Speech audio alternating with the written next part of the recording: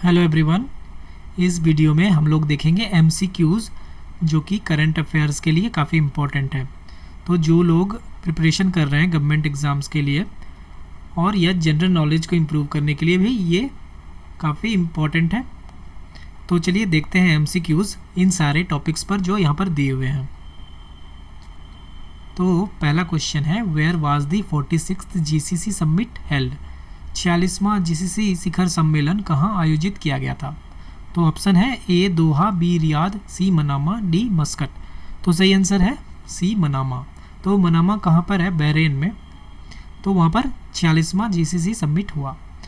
Next question, the Sakhir declaration is related to which organisation? Sakhir घोषणा किस संगठन से संबंधित है? A ASEAN, B GCC, C SAARC, D BRICS. तो सही आंसर क्या होगा? B GCC. Next question, GCC was established in which year? GCC की स्थापना किस वर्ष हुई? Option A 1975, B 1981, C 1991, D 2001। तो सही आंसर है B 1981। Next question, where is the headquarter of GCC located? GCC का मुख्यालय कहाँ स्थित है? Option A Doha, B Abu Dhabi, C Riyadh, D Kuwait City. तो सही आंसर क्या होगा? C Riyadh.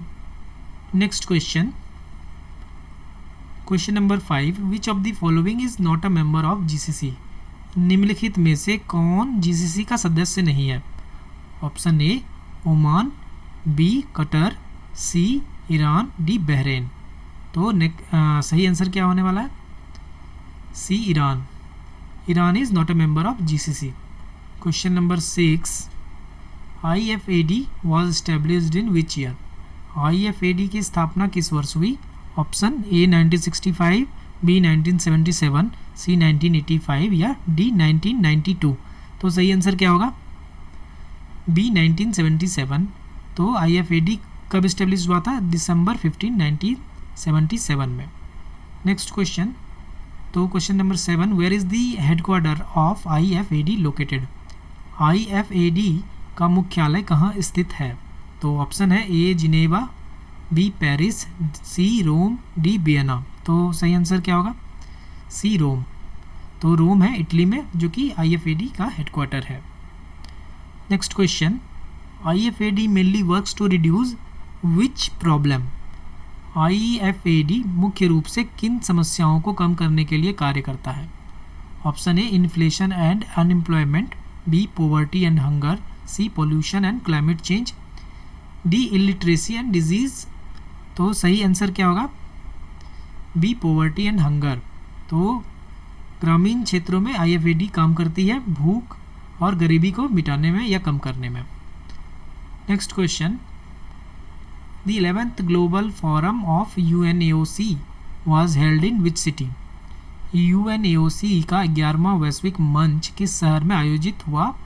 Option A Dubai, B Riyadh, C Cairo, D Doha. तो सही आंसर क्या होगा? B Riyadh. तो रियाद है सऊदी अरेबिया में। तो वहाँ पर UNAC का 11th ग्लोबल फोरम हुआ। Question 10, which principle did India reiterate during the UNAOC forum? तो कौन सा सिद्धांत दोहराया इंडिया ने? ए अहिंसा परमो धर्मा, बी वसुधैव एव कुटुंबकम, सी जय जवान जय किसान, डी सर्वोदया। तो सही आंसर क्या होगा? Option B. तो India highlighted the idea that the world is one family, पूरी दुनिया एक परिवार है, भारत का सिद्धांत।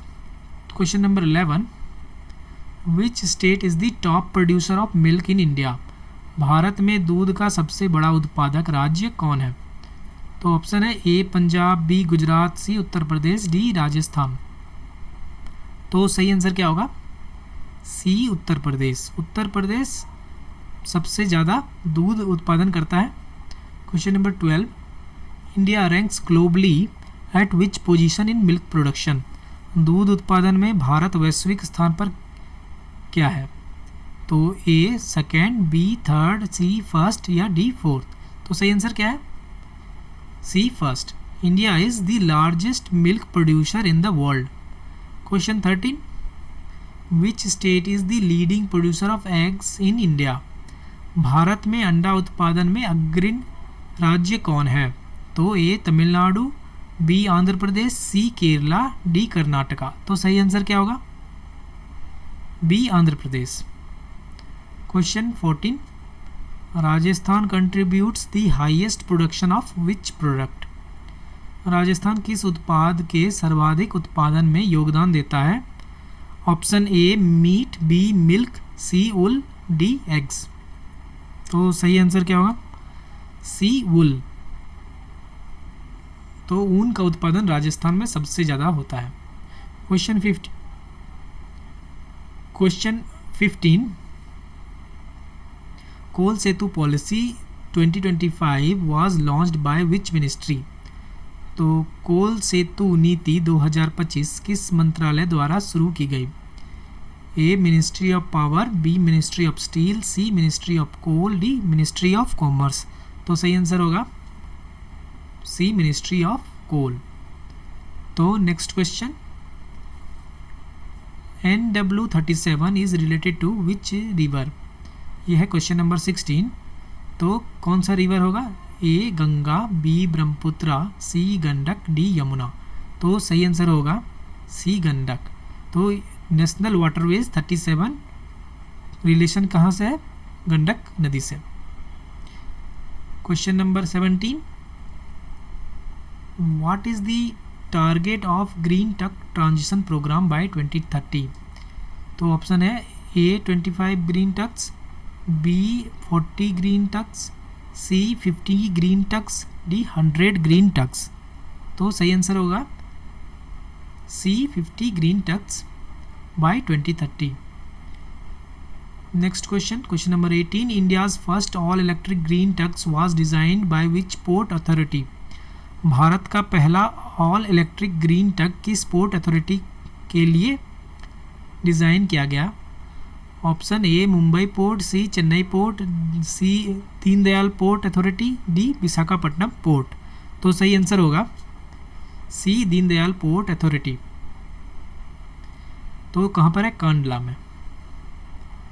Question 19, where was the global energy leaders summit 2025 hosted?